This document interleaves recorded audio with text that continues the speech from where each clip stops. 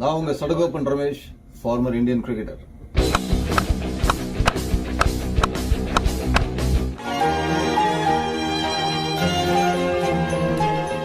உயர உயர பறந்தாலும் ஊர்க்குருவி பருந்தாகாது அப்படின்ற ஒரு பழமொழி இருக்கு.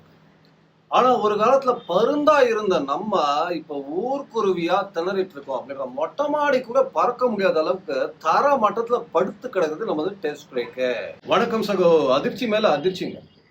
அதான் நீங்க பாத்தீங்கன்னா 2021 வந்து ஒரு WTC ஃபைனல் வந்தோம், 23 WTC ஃபைனல் இருந்தோம். இரு வெவ்வேறு கோச்சுகள், ரவி சாஸ்திரி ஒன்று, ராகுல் டிராவிட் ஒன்று, அதுக்கப்புறம் விராட் கோலி ஒரு கேப்டன், ரோஹித் சர்மா ஒரு கேப்டன். அப்படின்ற போது சரி அடுத்த வர கேப்டனாவது இல்லை ஒரு கோச் தலைமையிலாவது ஒரு WTC ஃபைனல் தூக்குவோமா கப்பான்னு இருந்தோம். அட்லீஸ்ட் அந்த காலகட்டத்தில் கப்பு பக்கத்துல போனோம், கப்பை தடணும், ஆனா அவன் தூக்கி போட்டான். கப்பு பக்கத்துல போனோம், தடணும், தூக்கி போட்டான். இப்ப கப்பு எங்க இருக்குது? தூரத்தை சொன்ன மாதிரி இப்ப நம்ம ஃபைனல்ஸுக்கு போவான்றதுங்க, மேட்ச் பார்க்கவே உள்ள அலோவ் பண்ணுவாங்கன்ற ரேஞ்சுக்கு இந்தியா டெஸ்ட் கிரிக்கெட் ஆடிட்டு இருக்காங்க. இந்தியா பாத்தீங்கன்னா சமீப காலத்துல டெஸ்ட் கிரிக்கெட் ரொம்ப ரொம்ப ஒரு மோசமான ரெக்கார்ட்ஸ் எல்லாம் கிரியேட் பண்ணிட்டு இருக்காங்க. அதுவும் கம்பீர காலகட்டத்தில் நம்ம சொல்லி ஆகணும். மீண்டும் நான் கம்பீர குறை சொல்லணும்னு இந்த வீடியோ நான் பதிவு பண்ணல, பட் அந்த மாதிரி தான் நடக்குது சகோ. நீங்க போன மேட்சே பாத்தீங்கன்னா ஒரு பேட்ஸ்மேன் இன்னும் கொஞ்சம் பெட்டரா ஆடிட்டுன்னு ஒரு விட்டு கொடுத்துட்டாரு பேட்ஸ்மேன் ஒரு பதிவுல நான் சொல்லியிருந்தேன் இன்ஸ்டால. அது என்னன்னா, விட்டு கொடுத்தது தவறு இல்லை, விட்டு கொடுத்த இடம், குறை சொல்ற இடம். நீங்க ட்ரெஸ்ஸிங் ரூம்குள்ள போயிட்டு என்ன பேட்டிங் ஆடுற, என்ன போலிங் போடுற அப்படின்னு கேட்கறதுக்கான உரிமை கோச்சுக்கு கண்டிப்பாக இருக்கு. ஆனா வெளியே வந்துட்டீங்கன்னா பிரஸ் மேட்ச் கான்ஃபரன்ஸ்ல இவனால தான் தோத்தோம். இப்போ ஒண்ணுமே இல்லை. ரோஹித் சர்மா பாருங்க, T20 வேர்ல்ட் கப் ஒருவேளை சூரியகுமார் யாதவ் அந்த கேட்சை விட்டு 6 போய் திருப்பி ஏதாவது ஒரு ஏகாகமா 2-3 ஷாட் டேவிட் மில்லர் அடிச்சு அவங்க ஜெயிச்சிருந்தாங்கன்னா, ரோஹித் சர்மா வந்து பிரஸ் மீட்ல சூரியகுமார் யாதவ்னால தான் நாங்க தோத்தோன்னு ஒரு நாளும் சொல்லியிருக்க மாட்டாரு. இது ரொம்ப ரொம்ப இம்பார்ட்டன்டான ஒரு விஷயம். அந்த இடத்த உங்ககிட்ட டீம் இன்னும் இவர் இந்த மனுஷனுக்காக நான் இன்னும் டபுளா வேலை பண்ணணும்ன்ற ஒரு யோசனை வரும். ராகுல் டிராவிட் அவர்கள் ஒவ்வொரு முறையும் சொல்லியிருக்காரு, பிளேம் வந்தா நான் எடுத்துக்கிறேன் அந்த டீம்ல, கிரெடிட் மட்டும் வந்தா அது டீமுக்கு கொடுங்க அப்படின்னு சொல்லியிருக்காரு. ஸோ இதெல்லாம் ரொம்ப ரொம்ப முக்கியமான விஷயம். என்னெல்லாம் வந்து பாத்தீங்கன்னா லோயஸ்ட் பாயிண்ட் அவரோட காலகட்டத்தில் நம்ம பேசி ஆகணும்னா, நியூசிலாந்து மறக்க முடியாத காயத்தை ஏற்படுத்துற அந்த நியூசிலாந்து முதல் டெஸ்ட் மேட்ச் வந்து அவங்க வின் பண்ண போதே பாத்தீங்கன்னா நான் அப்படியே ஷாக் ஆயிட்டேன் அப்படின்ற நம்ம ஃபீலிங்ல இருந்தோம். உடனே பொறுங்க சகோ, இந்த எக்கச்சக்க ஷாக்கு கொடுக்க போறோன்ற மாதிரி தான் இந்தியா ஆடினாங்க. அதாவது 36 வருஷம் கழிச்சு ஒரு டெஸ்ட் மேட்ச் வெற்றியா பதிவு பண்ணாங்க நியூசிலாந்து இந்தியா மண்ணில். அதுவே ஷாக். அதுக்கப்புறம் பாத்தீங்கன்னா ஒரு டெஸ்ட் சீரீஸ் இந்தியாவில முதல் முறையாக நியூசிலாந்து ஜெயிச்சாங்கிறது டபுள் ஷாக். இது 36 வருஷம் கழிச்சு. அதுக்கப்புறம் பாத்தீங்கன்னா சின்னசுவாமி ஸ்டேடியம்ல 19 வருஷம் கழிச்சு முதல் முறையாக ஒரு டெஸ்ட் மேட்ச் நம்ம இழக்கிறோம். அதுக்கப்புறம் பாத்தீங்கன்னா BGT பார்டர் கவாஸ்கர் டிராஃபி 10 வருஷம் கழிச்சு இந்தியா அந்த கோப்பையை இழக்கிறது. சரி, இதெல்லாம் இந்த பக்கம் போயிட்டு இருக்கும் போது இப்ப பாத்தீங்கன்னா சவுத் ஆப்பிரிக்கா 25 வருஷம் கழிச்சு, இதெல்லாம் பாருங்க 36, 10, 25 வருஷம் கழிச்சு சவுத் ஆப்பிரிக்கா சூப்பரா ஆடினாங்க. பட் 25 வருஷம் கழிச்சு நம்ம ஒரு டெஸ்ட் சீரீஸை இழக்கிறோம், அதுவும் மீண்டும் ஒயிட் வாஷ். இதெல்லாம் ஒரு பக்கம் போயிட்டு இருக்கு அப்படின்னு எட்டி பாத்தீங்கன்னா ஒயிட் பால்ல போய் ஒரு மோசமான ரெக்கார்டை கிரியேட் பண்ணாங்க. என்னன்னு உங்களுக்கு ஞாபகம் இருக்கும், ஸ்ரீலங்கால போய் 27 வருஷத்துக்கு அப்புறம் முதல் முறையாக ஒரு ODI பைலேட்டரல் சீரீஸை இழந்தார்கள் இந்தியா. இதெல்லாம் லோயஸ்ட் பாயிண்ட் யாரோட காலகட்டத்துல பாத்தீங்கன்னா கௌதம் கம்பீர். டீம் ரொம்ப போர் கிரிக்கெட் ஆனாங்க, ரொம்ப போர் கிரிக்கெட் ஆனாங்க. இந்த மாதிரி ஆனீங்கன்னா ஒரு கோச்சும் ஹெல்ப்லெஸ்ஸா இருப்பார். பட் மீண்டும் இந்த டீமுக்கு இதே டீம் தான் இங்கிலாந்துல போய் உங்களுக்கு நல்லா ஆடினாங்க. அப்படின்ற போது என்ன தவறு நடக்கிறது அப்படின்ற அந்த பெஸ்ட் எடுக்க வேண்டிய இடத்துலதான் கம்பீர் நிக்கிறார். ஒரு இறுக்கம் இல்லாம கொஞ்சம் ஃப்ரீயா ஆடுங்கப்பா, இல்ல டர்னிங் ட்ராக்ல அவங்களுக்கு என்ன மாதிரி ஒரு விஷயங்கள் இம்ப்ரூவ் பண்ணணும்ன்றத ஒர்க் பண்றது தான் அவங்க வேலை.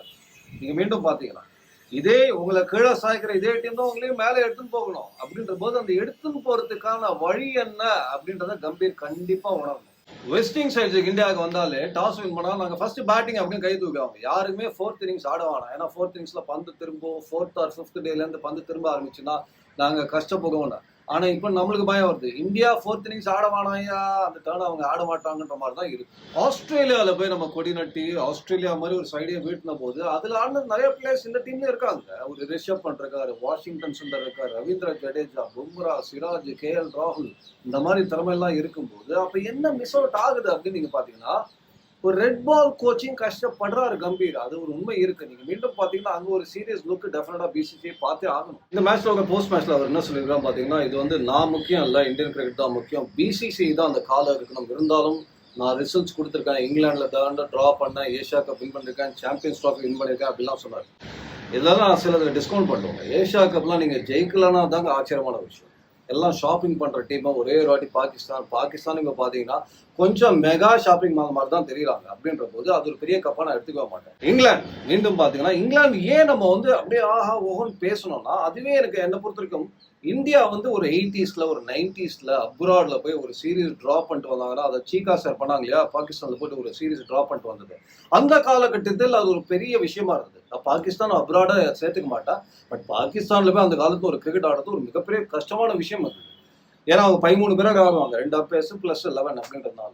பட் அப்ராட்ல போயிட்டு ஒரு காலகட்டத்துல டிரா பண்றது மிகப்பெரிய விஷயமா இருந்த கட்டத்தை இன்னைக்கும் தாண்டிட்டாங்க இந்தியா. போயிட்டு அவங்க அங்கெல்லாம் ஆஸ்திரேலியாலாம் கொடி நட்டுட்டு வந்ததுக்கு அப்புறம் ஒரு இங்கிலாந்துல நம்ம அந்த டிராவையே ரொம்ப பெருசா பேசணும்னா, ஒரு விராட் கோலி இல்ல, ஒரு ரோஹித் சர்மா இல்ல, அதனால தடுமாறுவாங்க இந்தியன் அணின்னு நம்ம பேசணும்.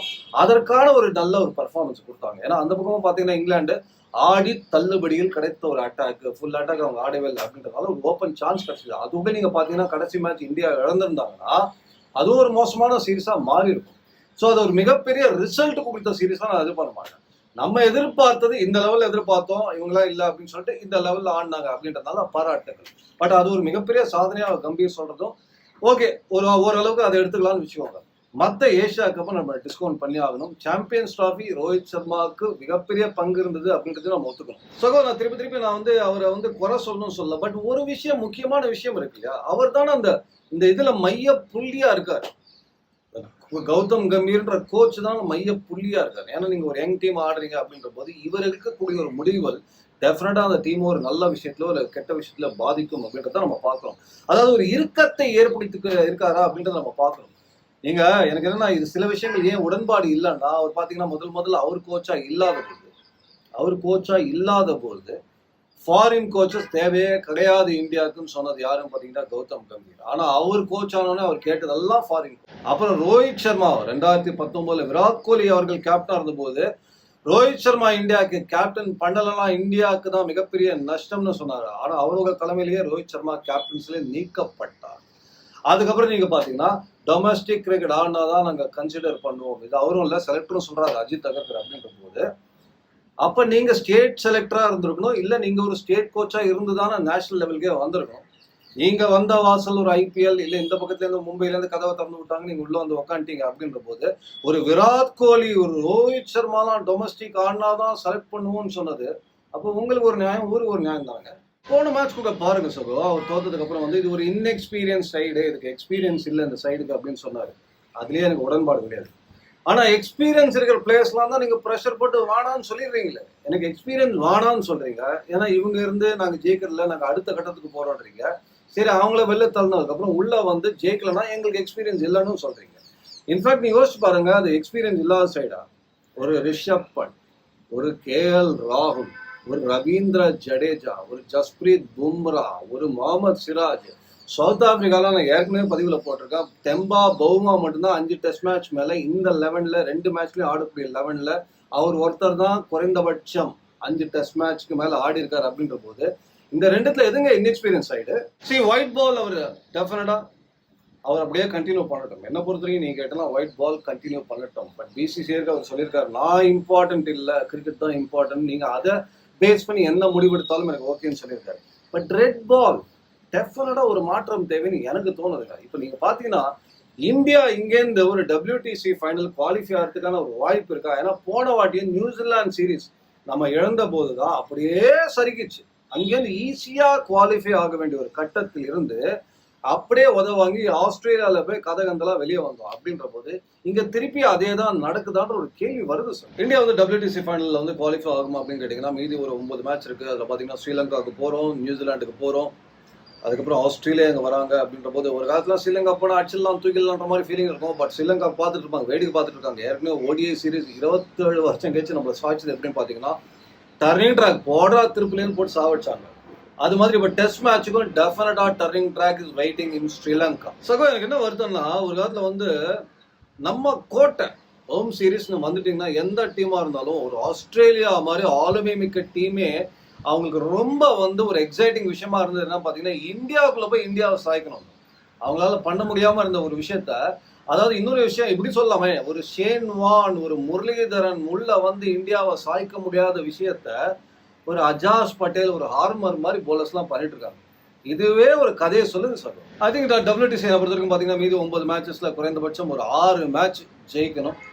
6 மேட்ச் நல்லா ஜெயிச்சு ஒரு பொசிஷனுக்கு வந்தீங்கன்னா, ஏன்னு சொல்றேன்னு பார்த்தீங்கன்னா 2021 நியூசிலாண்டும் இந்தியாவும் மோதினாங்க ஃபைனல்ஸ்ல.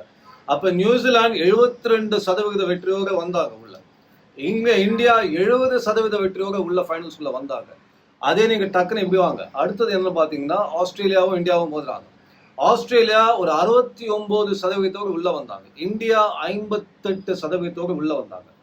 அதுக்கப்புறம் 25ல நீங்க பாத்தீங்கன்னா சவுத் ஆப்பிரிக்காவும் ஆஸ்திரேலியாவும் மோதின போது சவுத் ஆப்பிரிக்கா ஒரு 69% கிட்ட இருந்தாங்க, ஆஸ்திரேலியா ஒரு 67% கிட்ட இருந்தாங்க. அப்படின்ற போது ஒரே ஒரு முறை தான் விதிவிலக்கா இந்தியா வந்து 2023 ஃபைனல்ஸ் வந்த போது 60% கீழையும் எடுத்து ஃபைனல்ஸ்க்கு குவாலிஃபை ஆனாங்க. அப்படின்ற போது ஒரு சேஃப் ஜோனை நம்ம சொல்லணும்னா ஒரு 65% வச்சுக்கலாங்க.